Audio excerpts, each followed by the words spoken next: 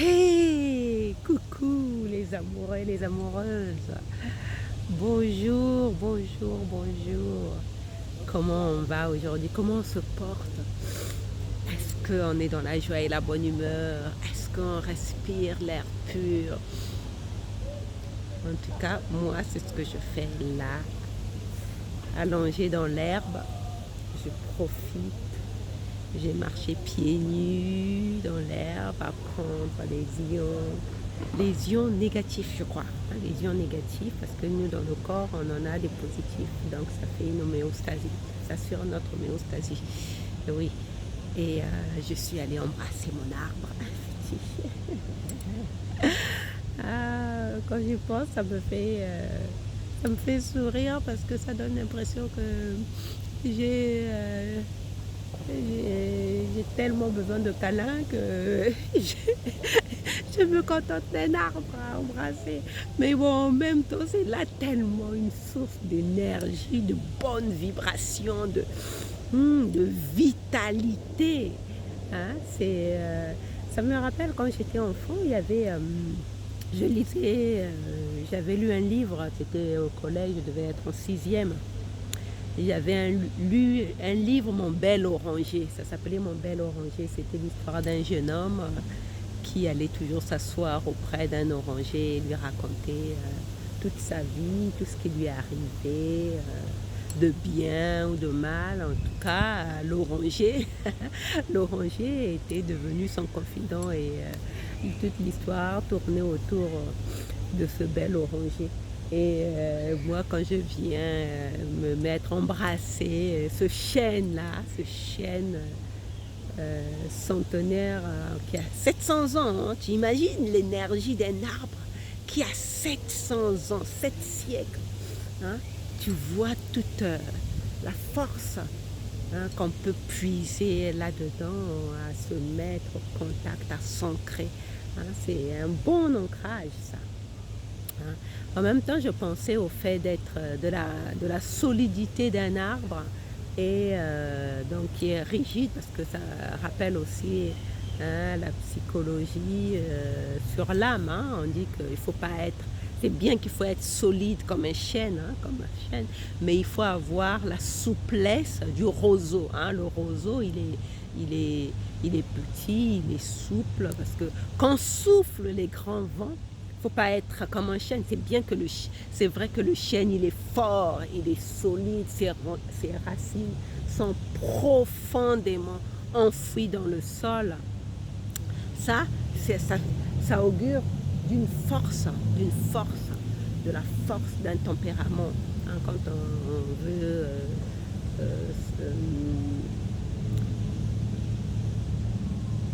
sur le plan métaphorique, hein, on va dire ça comme ça, quand on veut se représenter en chaîne, c'est la force, hein, c'est la force de la nature. Maintenant, il faut avoir aussi cette souplesse du roseau, parce que quand souffle des vents de changement, hein, comme on est en train de le vivre en ce moment, les grands vents de changement, il faut savoir hein,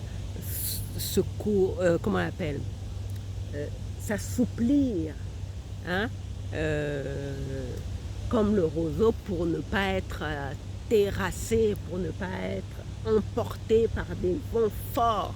Hein, même le chêne qui peut être fort avec les racines profondément enfoncées dans le sol, s'il y a une tornade, la tornade va l'emporter. Hein, une tornade, je ne sais pas quel est le kilométrage de la tornade, peut-être à 500 km à l'heure, j'en sais rien, mais une grande tornade, une tempête peut emporter le chêne. Alors que le roseau, quelle que soit la force, hein, la force de la tempête ou de la tornade, le roseau va juste se plier, va juste ça, ployer sous la force du vent, mais après va réouvrir ses fleurs, alors que le chêne, lui, il sera déjà emporté, il n'y aura plus de chêne, il n'y aura plus qu'un grand trou béant hein, Donc c'est pour cela qu'il faut, dans notre personnalité, dans notre quête, dans l'ouverture, dans la croissance, dans ce travail de croissance, d'épanouissement, nous voulons avoir cet équilibre entre la force d'enracinement d'un chêne, hein, qui est grand et majestueux, et la souplesse du roseau. Et donc moi, ça m'amène dans la relation amoureuse, hein. Moi, pendant longtemps, dans les relations amoureuses, j'avais beaucoup de principes. Le temps est en train de s'assombrir là. J'espère que ça ne sera pas trop sombre la vidéo, hein, quand je vais la publier, parce que tout à l'heure, il y avait du soleil. Là, il y a un gros nuage qui vient de passer là. Et bon, ça assombrit un peu le temps. Je ne sais pas si en pivotant, non, ça ne change rien. Le temps est sombre. Ah, c'est pas grave, hein? C'est pas grave. L'essentiel, c'est que tu entendes ma voix et que je te partage ce lit solo. Hein, c'est le 53e, je crois. Le 53e ou le 54e, je ne sais plus. Non, je verrai quand je le mettrai. Mais je pense qu'on a dépassé, hein, les 50 lits solo. Je suis vraiment plein de gratitude pour ça, pour cette assiduité.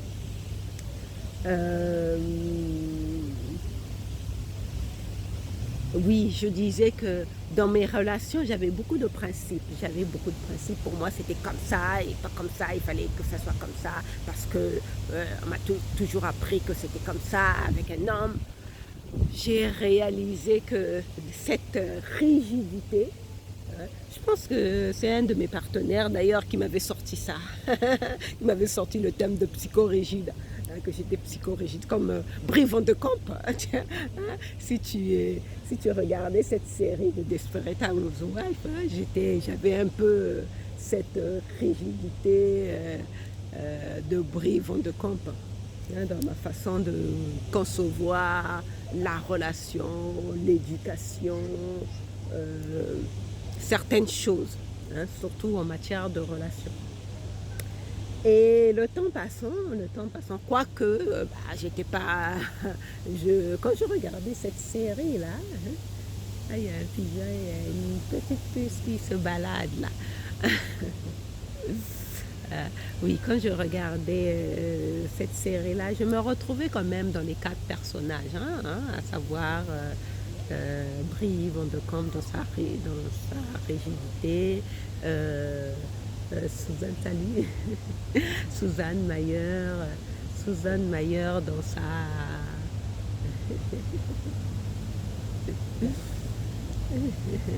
Il y a la petite puce, un bébé. Coucou. Oui, qui est intéressé par ce lit solo. Regarde.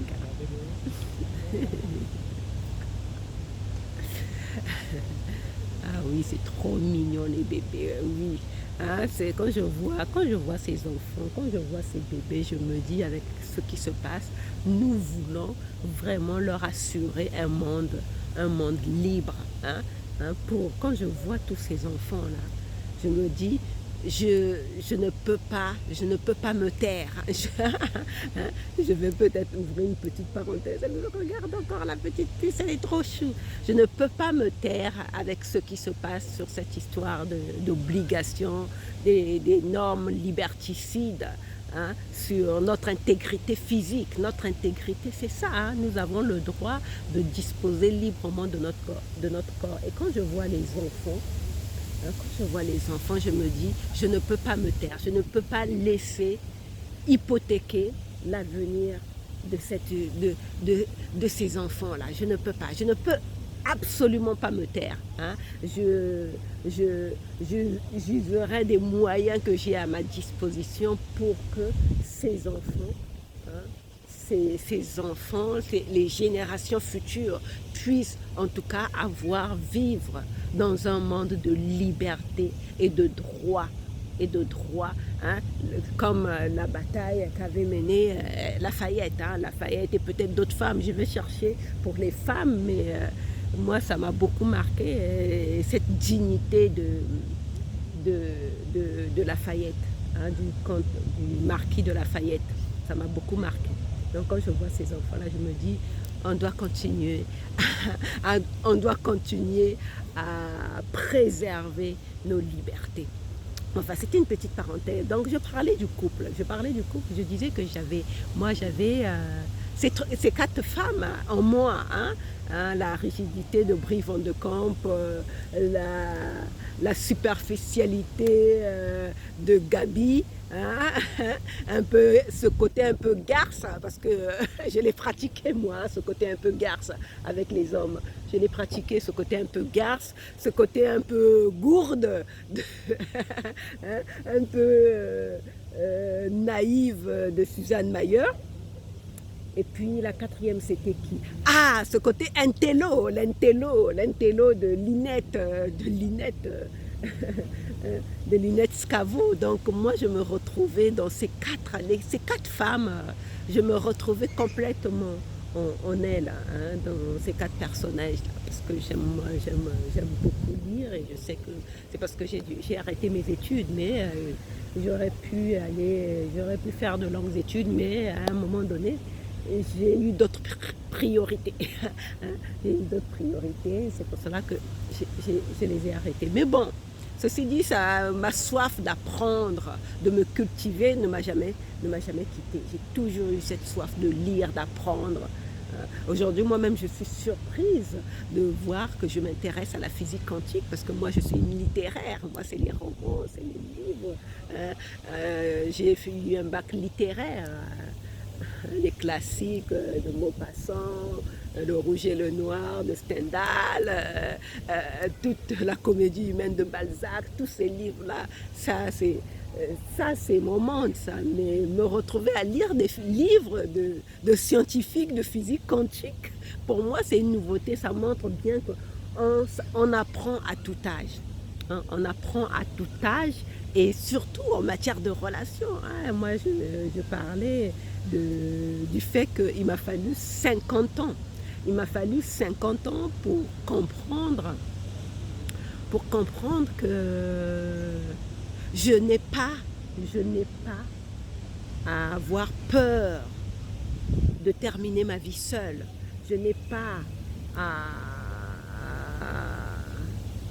à courir derrière l'affection d'un homme, que je n'ai pas à essayer de me plier aux exigences que nous impose la société, la famille, qu'il faut qu'on soit marié, qu'il faut qu'on se case, une femme doit être mariée. Il m'a fallu 50 ans pour retrouver ma liberté d'être moi, d'être Sylvie, d'être qui je suis. Il m'a fallu 50 ans, comme quoi à tout âge on peut changer. Et aujourd'hui, je me sens complètement libre de vivre ma relation amoureuse comme mon âme m'a toujours. C'est d'ailleurs pour cela que je ne me suis jamais mariée, parce que mon âme refusait les relations médiocres. Je persistais, c'est pour cela que je souffrais aussi. Mon âme refusait les relations médiocres, et dans ma personnalité, je ne sais pas me résigner. Je ne suis pas pour la résignation, raison pour laquelle mes relations n'ont jamais dépassé le cap des 2 ans, parce qu'à un moment donné, je me disais non, je ne peux pas me résigner à cette vie. À quelle vie je me prépare là? À quelle vie je me prépare là? Toute ma vie, c'est ça. Je vais être là, à devoir céder au caprice d'un homme sous prétexte que je veux être une femme mariée, je veux qu'il m'épouse, je veux que toute ma famille voit que je suis casée. Non, ce dictat de la société, ça, c'est un auteur français qui est philosophe, j'ai oublié son nom, qui a sorti ce thème de l'encouplement. L'encouplement, la société nous a encouplés, nous a laissé, nous a obligés, enfin d'une façon, personne, on ne nous met pas des menottes pour aller se marier, mais psychologiquement, on s'est mis cette pression-là de l'encouplement. Il fallait à tout prix être en couple, avoir un mec, être casé. Est-ce que tu es maquée, hein? Souvent, les gens te demandent ça. Est-ce que tu es maquée? Tout ça. Ah, t'es pas encore mariée à ton âge.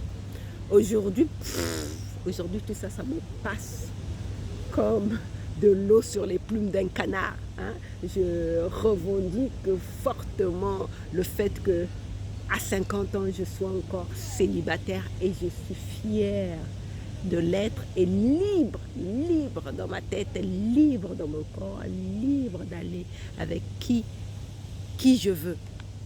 Mais justement, dans cette liberté-là, je ne m'adonne pas à la légèreté parce que, bon, j'ai passé l'âge, hein. En tout cas en ce qui me concerne, j'ai passé l'âge. Je veux me recentrer, me concentrer et puis me focaliser à dessiner dans mon esprit l'homme qui est fait pour moi afin que l'univers puisse me le livrer parce que l'univers, Dieu, hein, c'est un grand cuistot, hein? C'est un grand cuistot, il suffit de lui passer commande. Hein? Et quand tu passes commande au chef, tu ne vas pas lui demander, alors est-ce que c'est prêt? Non, tu as confiance, hein, au talent de ce chef, de ce grand chef de gastronomie, tu as confiance, tu sais que tu es assis tranquillement à ta table, on t'a servi avec des grands couverts de classe et puis tu sais qu'au moment opportun, le chef va venir te servir avec beaucoup de classe. Hein? Ce que tu as commandé, en plus, il se fera le plaisir de te renseigner sur l'origine des mets qu'il te sert. Tu vois, ça, c'est comme ça qu'on veut imaginer la rencontre avec notre âme sœur. Hein? C'est pas être là à attendre désespérément en comptant les années qui passent, quand est-ce ça va venir, quand est-ce qu'il va venir. Non, on va être libre, mais absolument libre de profiter de chaque instant qui passe, de profiter, de créer sa vie. Moi, c'est ce que je fais, hein, de créer sa vie, son quotidien, de faire des choses pour soi, pour se sentir bien, pour profiter de la vie. Quoique en ce moment, j'ai pas tellement l'impression qu'on profite de la vie avec tout ce qui se passe. Hein. Je ne sais pas si les boîtes de nuit sont réouvertes, j'en sais rien. Les restaurants, si, mais les endroits de danse, quoique. Mais bon, aller danser en boîte de nuit avec un masque, très peu pour moi. Hein? Donc, tu vois que dans la relation de couple, oui, je suis en train de perdre un peu le fil de mes idées. Oui, je parlais de la souplesse. Oui, de la souplesse. Donc, à une époque, moi, j'étais j'avais des idées fixes. Hein. Pour moi, une relation, ça devait être comme ça. L'homme devait se comporter comme ça. Et voilà, la femme devait se comporter comme ça. Et puis, à un moment donné, je me suis dit, ouh là là là là là. Et justement, comme j'avais cette façon rigide de concevoir la relation, ben, j'ai attiré des hommes qui avaient une conception rigide aussi. Ah non, la femme doit être comme ça, la femme doit être... Ah mais ça se fait pas, hein? Chez nous ça se fait pas, la femme, elle est... Ouh là là, je me suis dit, mais comment ça se fait que je tombe sur des hommes comme ça? En fait, je ne réalisais pas que c'était moi qui... C'était moi. C'est pour cela que je reviens toujours au messager. J'en reviens au lit solo d'hier où je parlais de messager. Que l'autre n'est qu'un messager. Parce que souvent, on va critiquer, on va voir les défauts de l'autre, on va les pointer. Alors que lui, il vient nous montrer. Alors, je crois que ici, je suis un peu trop... Ah, ben voilà. Ah, voilà. Alors que lui, il vient juste nous montrer nos failles. Hein, surtout quand on remarque les défauts de l'autre. Hein. Quand on remarque les défauts de l'autre, en fait, ce sont nos défauts. Ce sont nos défauts qui nous sont révélés là, à travers notre partenaire.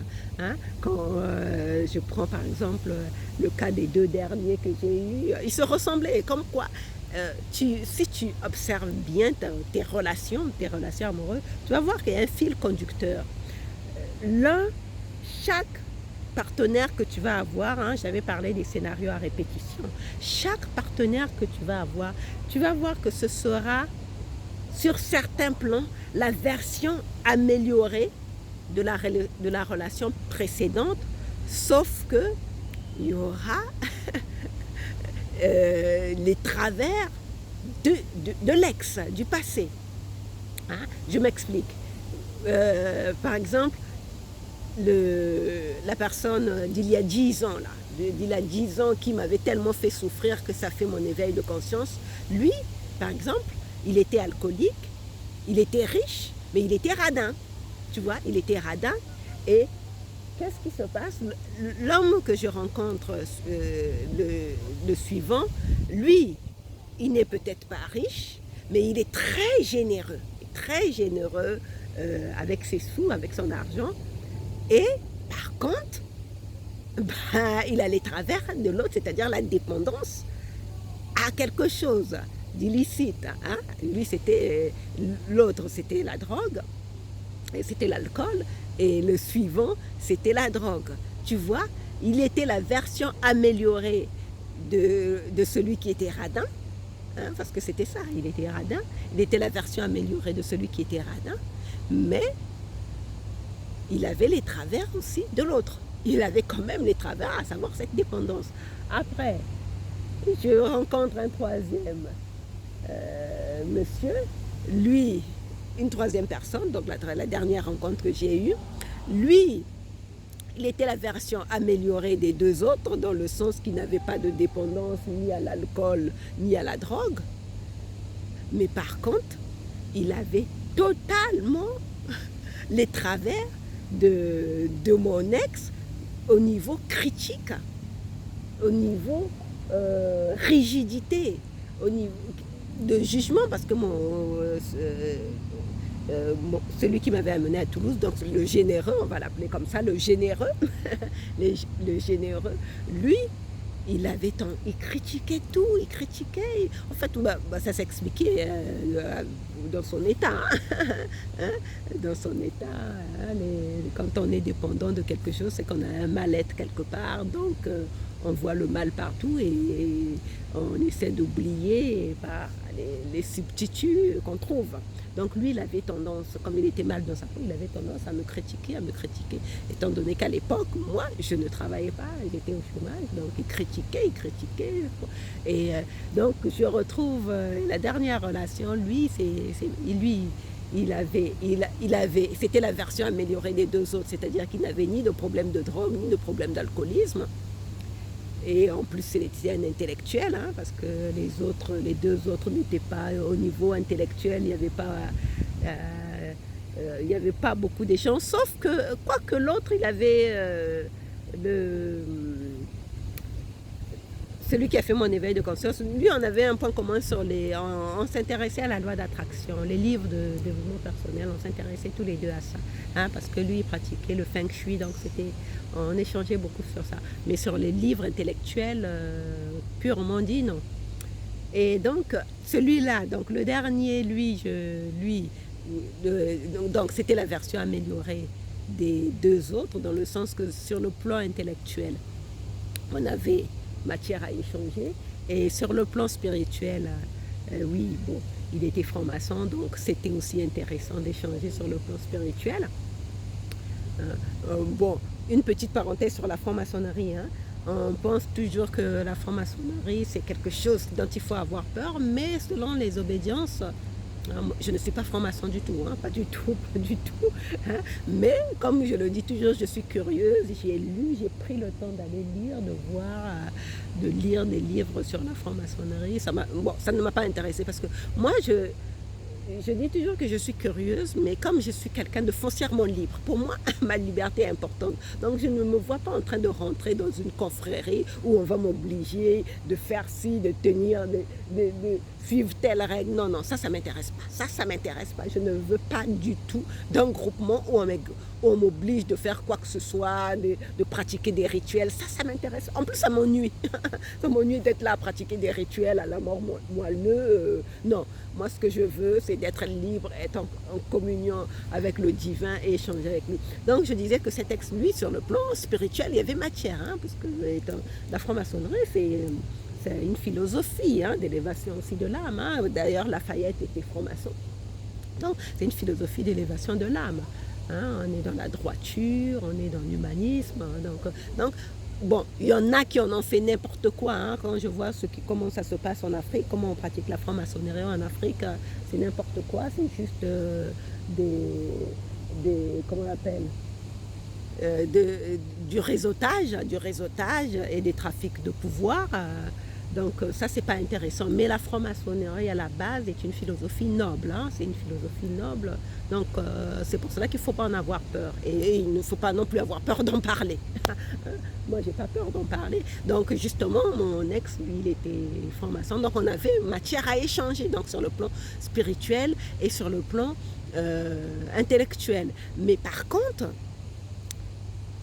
il ressemblait, il avait les travers de mon ex qui consistaient à me critiquer, à me juger, à voir du mal partout. Et du coup, forcément, ça n'a pas marché. Donc, mais pourquoi j'ai attiré ces hommes-là? Parce que c'était en moi tout ça. C'était en moi, comme je disais, Adonis, il ne faut pas tirer sur le messager. Hein. Quand je parle de mes ex, il ne faut pas croire que je les critique. Loin de là.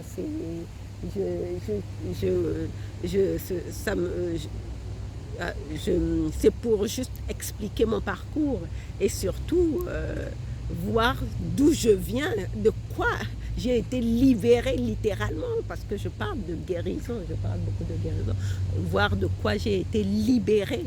Aujourd'hui, je me sens complètement réconciliée avec la femme que je suis, la déesse en moi.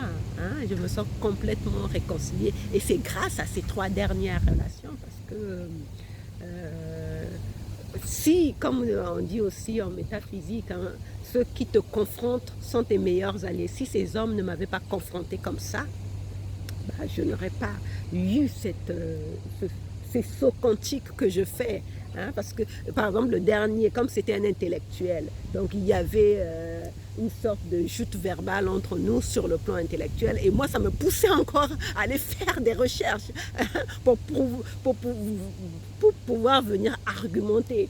Donc, tu vois, tout ça, ça m'a aidé à m'intéresser encore plus à la physique quantique, aux neurosciences, à m'instruire encore. Et moi, d'avoir toutes ces connaissances-là, ça, hein, comme dit Bruce Lipton, knowledge is a power. Hein, la connaissance, c'est du pouvoir. Pour moi, de connaître tout ça, j'ai conscience de qui je suis, c'est-à-dire une déesse incarnée dans la matière, hein, une reine. Je ne peux pas me laisser marcher sur les pieds, je ne peux pas me laisser écraser.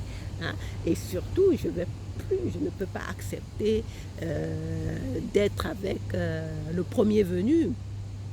Donc voilà, en fait, aujourd'hui, c'était ça ma causerie. Je ne sais pas si j'étais un peu perdue dans ce lit solo. Il n'y a pas vraiment eu un fil conducteur, mais retiens juste que dans nos relations, nous voulons avoir la force. Hein, nous voulons avoir la force. Oui, c'était parti du chêne. Nous voulons avoir la force et être ancrés comme le chêne dans nos relations, et en même temps avoir la souplesse du roseau pour pouvoir créer une relation équilibrée. Hein? Donc voilà. On se retrouve demain pour un autre lit solo, et moi de ce fait, je vais je vais rentrer chez moi, justement me mettre à mon cours de physique quantique, oui, de physique quantique, pardon, hein, de physique quantique avec mon prof Bruce Lipton sur Internet, hein, parce que je suis des cours en ligne, donc je vais de ce pas aller suivre mon cours avec mon professeur. Allez, bisous, bisous, on se retrouve demain. Prends soin de toi, justement, je parle de physique quantique, donc des vibrations. Donc, prends soin de tes vibrations, continue à les élever. Hein, nous sommes énergie. Rappelle-toi, Nikola Tesla avait dit, pour comprendre ce monde, il faut penser en termes de vibration et d'énergie. Hein, donc, toi, tu es énergie, donc choisis de les élever, d'élever tes vibrations, hein, et de prendre soin de protéger ton énergie des personnes toxiques, hein, parce que toi tu veux vibrer, élever tes vibrations avec la terre. Voilà, allez, on se retrouve demain. Bisous, bisous, ciao, prends soin de toi.